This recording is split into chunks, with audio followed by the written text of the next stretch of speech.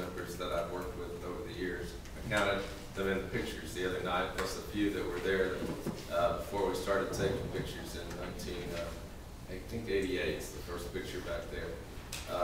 I'd like to thank all of those people. They all have worked hard, many of them given of themselves and done so much for the city.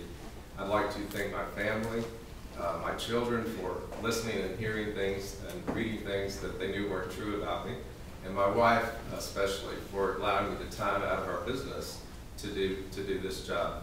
I'd like to thank our citizens who elected me several times, and I appreciate their support as well. I hope that I've left Granbury a little better than I found it, and contrary to popular belief, that was not my obituary in the paper the other day.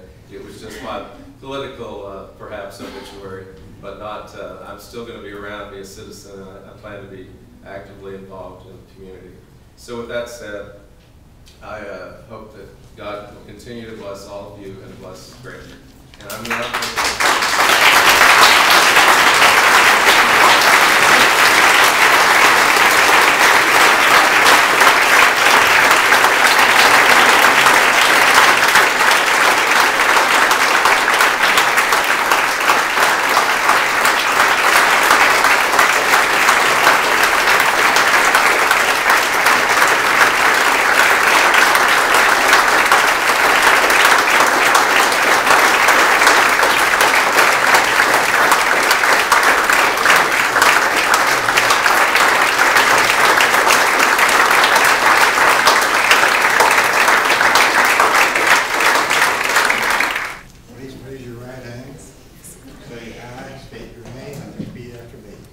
I, Rickie Pratt, do solemnly swear that I will faithfully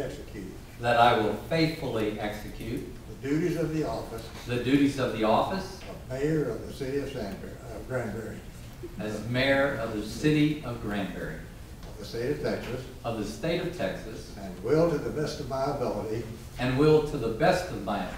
preserve, protect, and defend the Constitution and laws of the United States,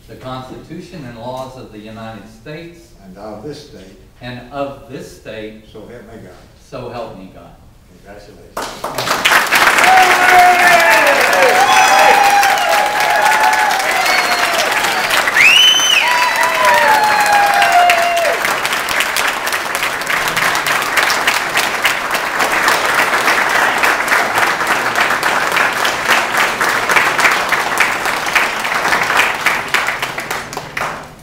I will now turn over this meeting to the newly elected Mayor, Rickie Pratt. Well, I hope this is the appropriate time to at least give an acceptance speech prior to taking up new business or old business as it may be. As I begin this new adventure, I would first like to take a moment to express my gratitude and sincere thanks to my wife, who has stood by me and supported me throughout this endeavor. I would also like to thank the rest of my family who have helped me throughout the campaign. Without their support, I would not be standing before you today. Democracy, the founding principle of our society, is the backbone of our nation and our government, and indeed even our local government. As a democratic nation, we elect representatives in an effort to have a voice for the many through the mouths of a few. When those few voices no longer speak for those who represent them, when those few voices no longer can be trusted to do what the people have entrusted them to do, the citizens will act by voicing their disapproval at the polls. The citizens voiced such disapproval in the recent mayoral election. The people have spoken. I was their choice. I will now begin my role as your mayor and represent the wishes of the people. Under my term, the council has the opportunity to allow parliamentary procedure to come back to the council meetings, providing for more openness in our local government and the ability of our citizens to have their voices heard. To me, this represents a clearer vision for the people. I believe wholeheartedly that serving local government is an honor and a privilege, not a right or a license, not to govern in secret or behind closed doors. I mention this because the proposal before the council, which will once again remove any chance for proper procedure to step back into the council chambers. The proposal also modifies compensation of council members based on their longevity in office.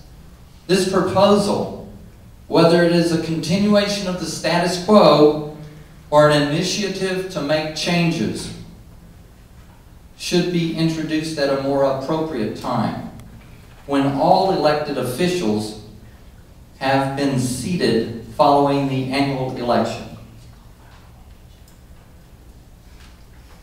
Further questioning by the citizens and not a matter of procedure set by the City Council.